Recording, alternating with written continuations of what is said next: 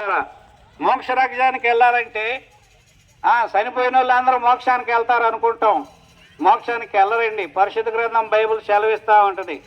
నమ్మి రక్షించిన వాడే రక్షణ పొందును, నమ్మని వాడికి శిక్షా విధి కలుగునని పరిశుద్ధ గ్రంథం బైబిల్ సెలవిస్తూ ఉంటుంది. అయితే ప్రభువైన యేసుక్రీస్తు వారు మరి వేద గ్రంథాల్లో ఇలా సెలవిస్తూ ఉంటుందండి, రక్తం చిందించింది పాప పరిణామ నమః. ఎందుకంటే రక్తం చిందించాలంటేనే సిద్ధితేనే పాపాలు పోతాయి అని మన అందరికీ తెలుసు. తదరక్తం పరమాత్మ నమః, అది పరమాత్ముడిది అయి ఉండాల. ప్రభువైన అమ్మ అక్క, మన పాపాలు పోవాలంటే పాపులు రక్షించడానికి పరిశుద్ధమైన దేవుడు, ఆయనలో ఏ పాపము లేదండి. ఆయన మార్గాల్లో మనం నడిచిన ఏడల మన పాపాలు క్షమించబడతాయి.